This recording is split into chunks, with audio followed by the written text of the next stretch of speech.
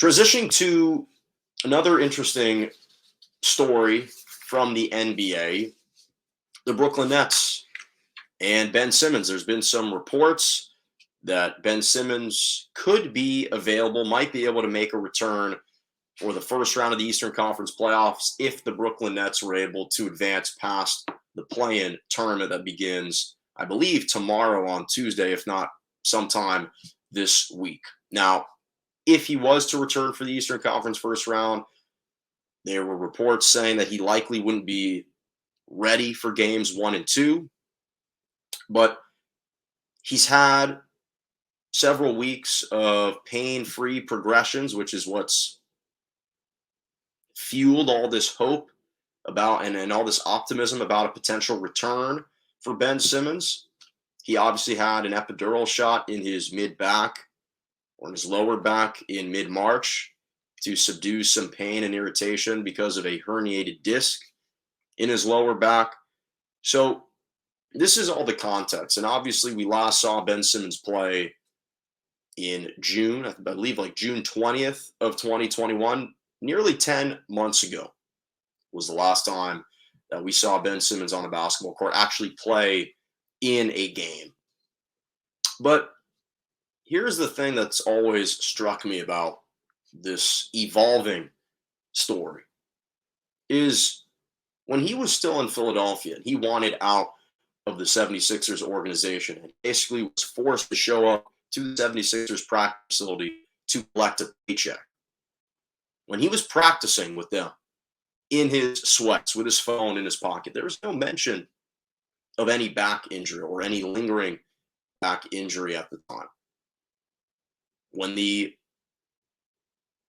trade deadline was approaching, nearing, there were no reports about any back injuries that he was dealing with or that might complicate the trade, because normally NBA teams like to do a background health check on the players they're trading for. So there were no single reports like that. And even following the trade, they didn't report any lingering back issues for Ben Simmons. Now, I'm not wanting to question the legitimacy of Ben Simmons' back injury, but to me, this whole situation just seems ridiculous. And it seems a bit dubious, because how does someone damage their back so much without playing a single basketball game in 10 months? Now, I understand he's been practicing on his own, and it's always possible that with someone who is 6'10", 240 pounds,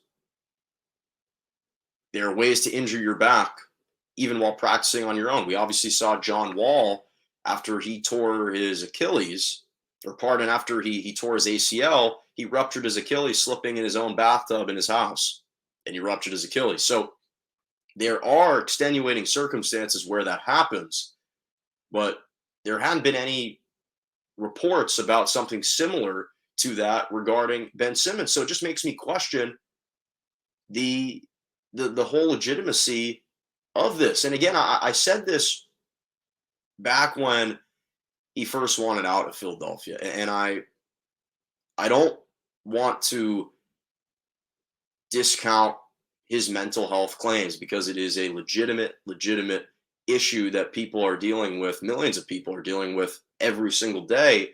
But I firmly believe that he used the mental health struggles as a crutch to shield him from the backlash and the ignominy that was coming in his direction after that series loss to the Atlanta Hawks last season. And he didn't have the stomach to face his coaches, to face his teammates after that series. He didn't want to have to endure that. He didn't want to have to deal with that. He didn't want to have to deal with the fans in Philadelphia. And everyone kind of believed that once he was traded to the Brooklyn Nets, that he'd be ready to go. Again, there weren't any reports immediately following the trade to Brooklyn that he had back injuries. he had a herniated disc. So I've just kind of been skeptical from the very start. I've always been a little bit skeptical. There's something missing. There's something missing in this saga that I can't fully understand. And again, I'm not saying I disagree with his overall decision to have wanted out of Philadelphia in the first place. I'm not saying I disagree with his approach to being traded. You have to do what you have to do in the best interest of yourself to move to another location. But everything's just felt very opaque. There's been a lack of transparency. And I've just been kind of dubious from the very beginning as to what's truly going on. Uh, then you have reports yesterday, of course, saying that he should be available. He could be available for the first round of the Eastern Conference Finals. And then Steve Nash comes out. There's a report a minute later of Steve Nash refuting that claim. So clearly there's some disconnect there. And they're not on the same page. And they're trying to downplay his potential availability. And just that whole dynamic just doesn't seem to make sense. And I'm just kind of dubious at this point about the whole situation. I just don't understand how he's not healthy, how he's not playing. I really don't. So we'll see what happens. They obviously ruled him out for the play-in tournament and only made him potentially available for this Eastern Conference first round if they were to get there. Now, obviously, right now, the standings are set. The Brooklyn Nets would be the 7th seed. If they were to win, they're going to face the Cavs in the first play-in. The Boston Celtics, due to the tiebreaker over the Milwaukee Bucks, are in the 2nd seed. The Bucks dropped to 3rd. They didn't play any of their guys last night. So if the Brooklyn Nets were to win, they'd face the Boston Celtics. And quite frankly, without Robert Williams, I think that was one of the 2 series, along with the Celtics and Miami, that I felt the Brooklyn Nets right out of the gates had a good chance of winning. They had a good chance of winning.